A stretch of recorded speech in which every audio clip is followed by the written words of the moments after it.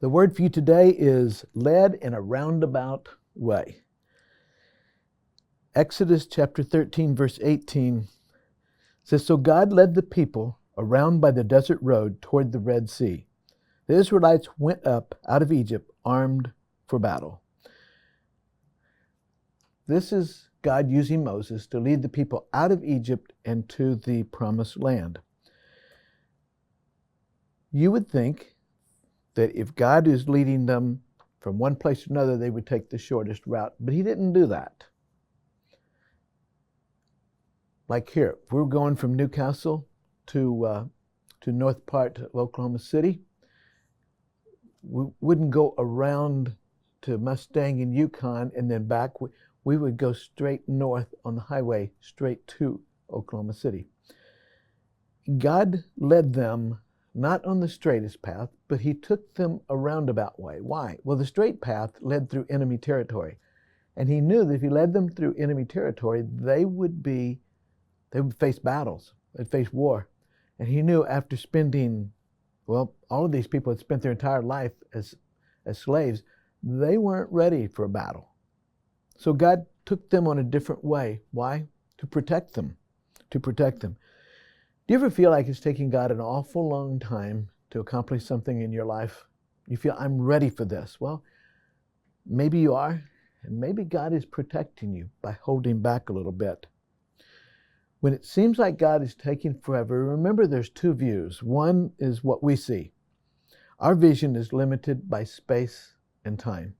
We can only see a certain area. We can't see the whole thing. Have you ever been in a small plane, be up above and look down? Oh, it looks so much different from above than it does when we're on the ground. So our view down here on the ground is limited by what we can see. We get up in the sky, we can see a whole lot more. Also time.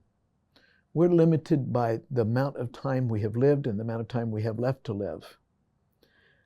Also, our understanding is limited. We understand just certain parts of things. We don't understand how the whole thing works. We just see one small part.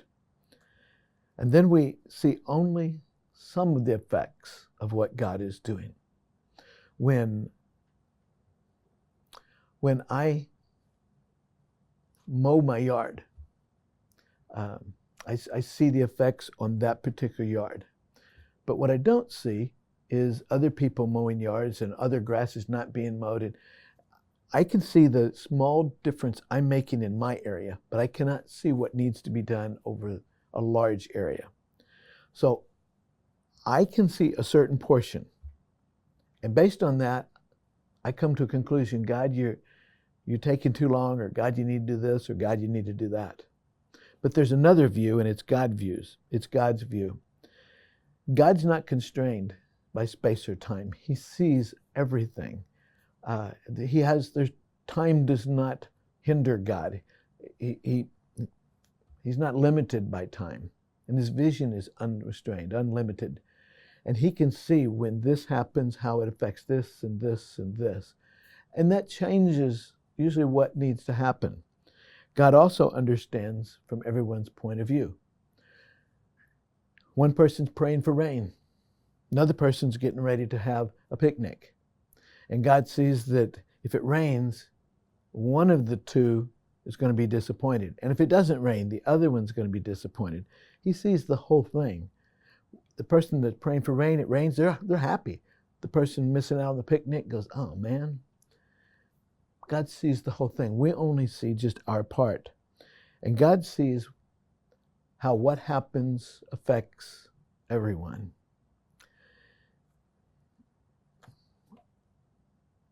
Sometimes, you ever feel like just the universe revolves around you? Sometimes I do. Anything that happens, how it affects me is really the only thing that's important.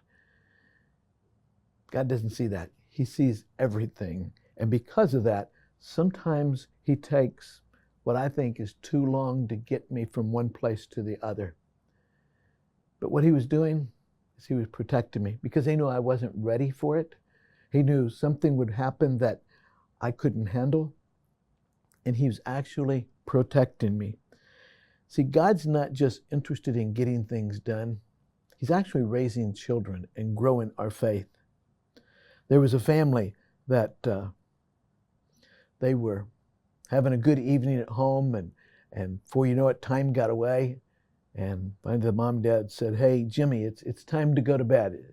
It was much later than they anticipated. Jimmy went to bed much later than normal. And so Jimmy went up to his room, and after about an hour, his mom went to check on him, and he was sitting by the window, looking out the window. It was a full moon that night. And she said, "Jimmy, what are you doing?" And he says, "One day, I'm going to walk on the moon." Well, the mom wasn't interested in the moon. Mom wasn't interested in anything other than Jimmy going to bed. Fast forward several years later, James Irwin was one of the men that stepped on the moon's surface. He had a vision. He could, sitting there looking out that window, his mother also looked out the window, but Jimmy saw a moon. He saw something that he wanted to do. His mom didn't notice the moon. It wasn't even in the picture as far as she was concerned. He had a vision. You know what? God has a vision for you as well. And he knows how to get you there. Sometimes we'll go the straight route, the shortest route. Sometimes we're going to go a roundabout way. But one thing we can know is God is going to take us the way that's best for us. If you feel like it's taking too long to get there, trust God. Talk to him, but trust him and just keep going. Have a good day.